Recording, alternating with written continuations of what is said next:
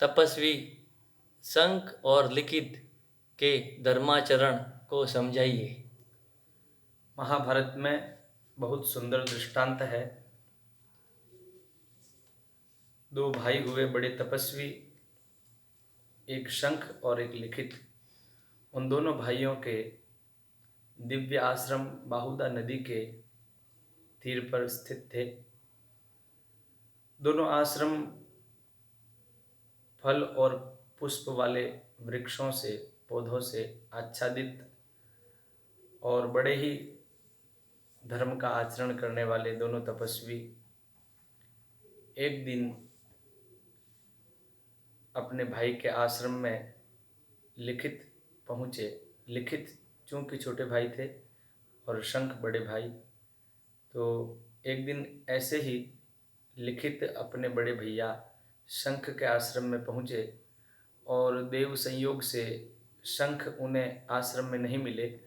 तो वहाँ बैठे बैठे उन्होंने वहाँ के जो पौधों पर, वृक्षों पर फल लगे हुए थे, वे उन्होंने तोड़े और बैठकर खाने लगे। इतने में शंख वहाँ पर पहुँच गए और उन्होंने कहा कि भैया ये फल कहाँ से लाए हो। तो लिखित ने अपने भाई के पास जाकर हंसते हुए कहा कि भैया ये फल तो मैंने यहीं सामने वाले वृक्ष से लिए हैं। तो शंख ने कहा, आपने ये जो फल लिए हैं वो बिना पूछे लिए हैं, इसलिए ये चोरी मानी जाएगी। आप इसका जो है, आपको दंड जरूर ग्रहण करना चाहिए। हमारे राजा सुद्युम्न राजा के पास आप जाएं और अपना पूरा अपराध बताकर उनसे दंड प्राप्त करें। अपने बड़े भाई शंख की आज्ञा अनुसार लिखित राजा सुद्युम्न के दरबार में पहुँचे और उन्होंने सारी बात राजा सुद्युम्न को कही कि मैंने अपने भैया के आश्रम में से उनके बिना दिए फल तोड़कर खा लिए हैं, तो उसका मुझे आप दंड दीजिए।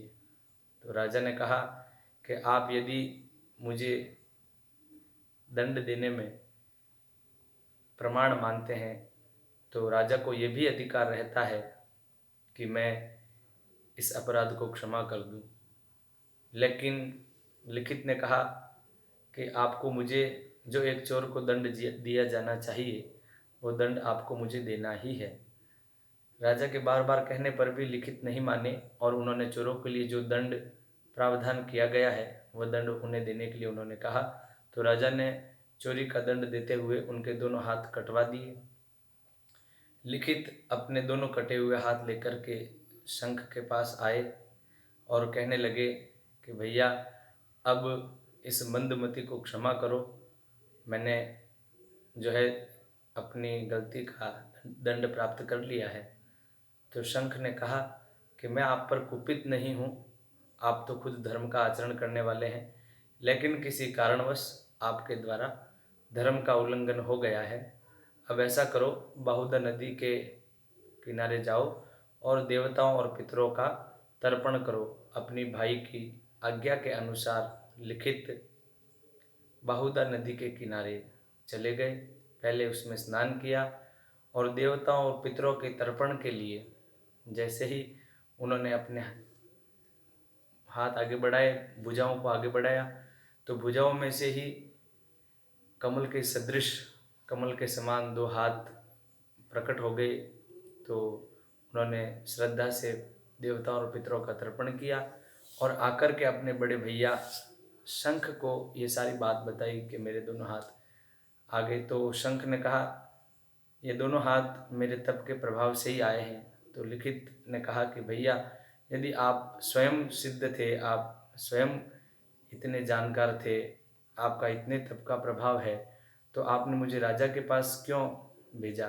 तो शंख ने कहा कि दंड देने का अधिकारी राजा ही होता है और आपने आपने जो अपराध किया उसका आपने प्रायश्चित कर दिया है और राजा का भी जो है उसमें शुद्धि हुई है। पितर भी प्रसन्न हो गए हैं और आपने बहुत अच्छा कार्य किया है। राजा का कार्य राजा ने किया, मेरे मेरे से जो कार्य बन पड़ता था एक भैया के नाते, भाई के नाते, वो मैंने किया। तो कहने का अभिप्राय इस दृष्टांत के माध्यम से ये सीख मिलती है कि दंड देने का अधिकारी राजा होता है, और जो बड़े भाई के नाते उनको करना था शंख को, वो उन्होंने किया। इस प्रकार से उन्होंने पूरा जो है धर्माचरण दोनों भाइयों ने यहाँ पे प्रस्तुत किया, और ये भी कहा और बताना चाहा कि भी, और आगे से लिखित को शंख ने यह भी कहा कि अपने मन में कभी भी मलिनता ना आने देना, और इस प्रकार के अपराध से हमेशा सचेत रहने के लिए कहा। तो इसका अभिप्राय ये हो गया कि चाहे अपना कोई भी निकटवर्ती हो, उनकी कोई भी चीज़ प्रयोग करते हुए उनसे सलाह लेनी आवश्यक है, उनसे परामर्श देना, उनसे पूछना आवश्यक है। भले ही वो उस चीज़ के लिए मना नहीं करने वाले हो, तब भी एक बार पूछ करके उनकी वस्तु का प्रयोग करना चाहिए। इस कथानक से, इस दृष्टांत से हमें जीवनोपयोगी बहुत सारी शिक्षा मिलती है। जय श्री कृष्ण।